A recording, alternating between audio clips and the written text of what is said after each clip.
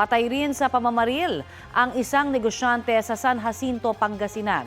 Base po sa investigasyon, 2 gunmen ang nagpanggap umanong customer sa resto bar ng negosyante. Hanggang barilin nila ang 42 anyos na biktima sa loob mismo ng establishmento.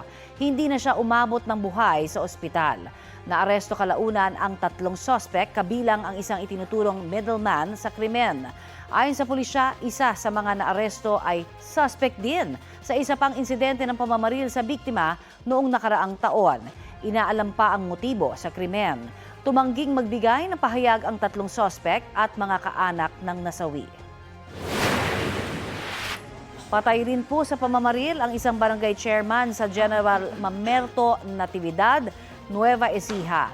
Base sa investigasyon, nasa gymnasium ang kapitan ng barangay.